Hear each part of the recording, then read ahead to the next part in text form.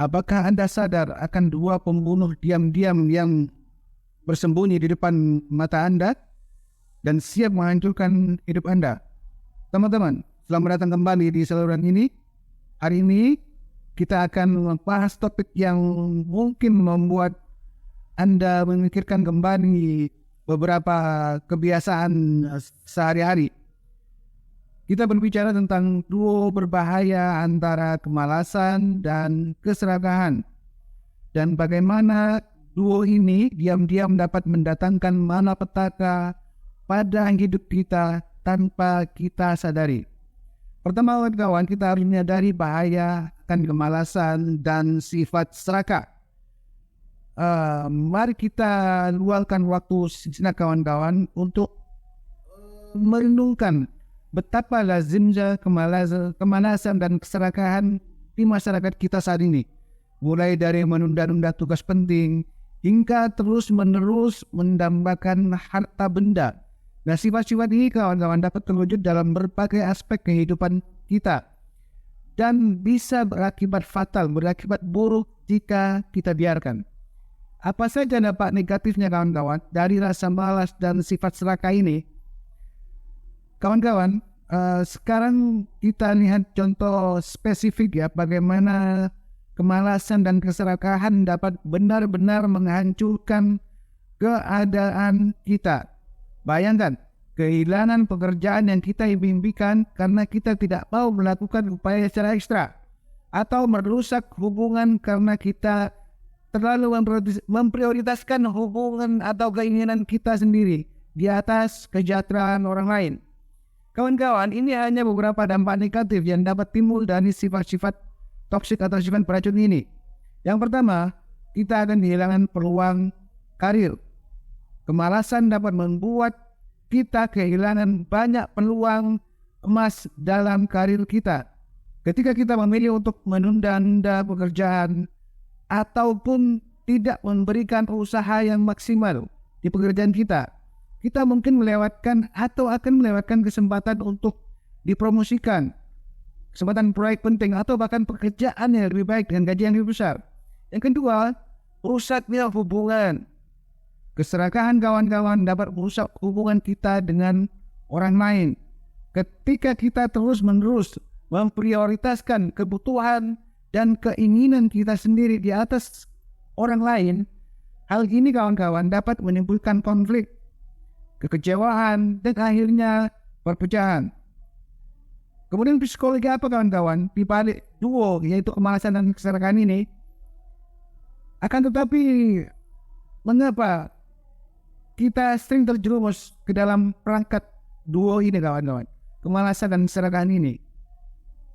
Memahami psikologi di balik perilaku ini sangat penting, kawan-kawan. Dalam jangka pendek, hal-hal tersebut mungkin memberikan rasa nyaman atau kepuasan sesaat.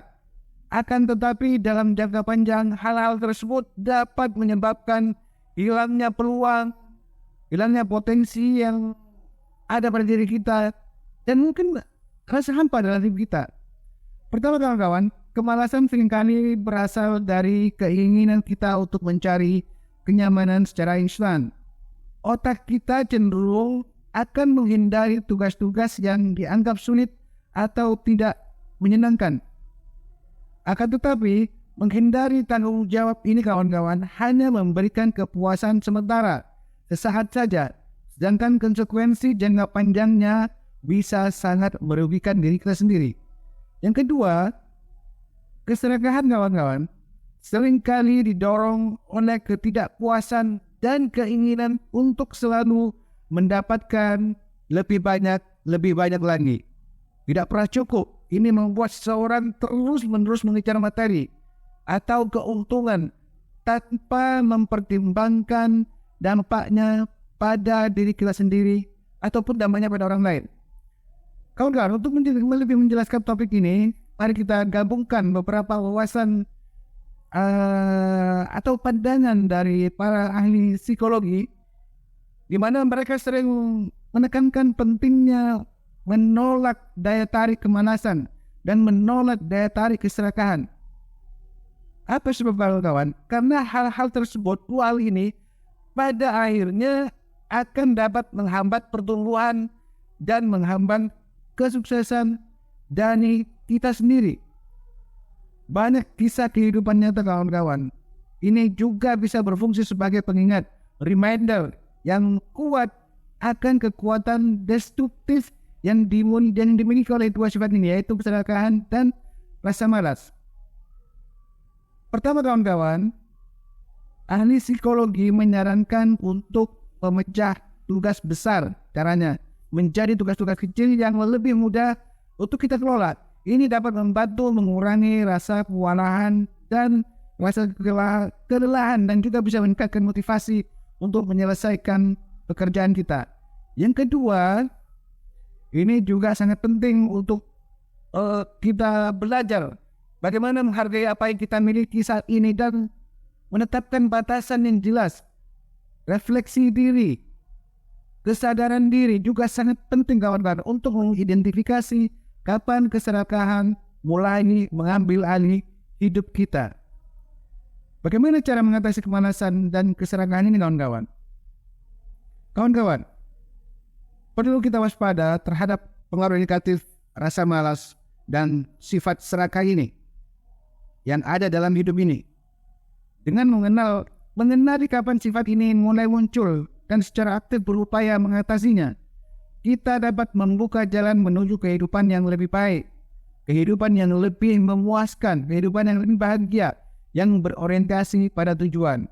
Yang pertama kawan-kawan, buatlah jadwal dan planning atau rencana. Menyusun jadwal harian dan rencana jangka panjang dapat membantu kita kawan-kawan mengatasi kemalasan.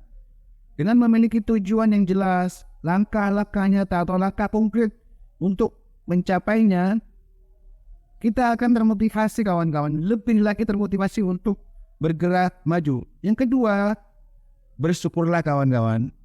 Latihlah diri Anda untuk bersyukur atas apa yang Anda miliki saat ini. Ini dapat membantu Anda mengurangi sifat serakah.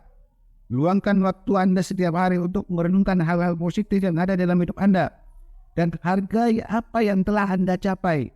Walaupun sedikit, walaupun kecil.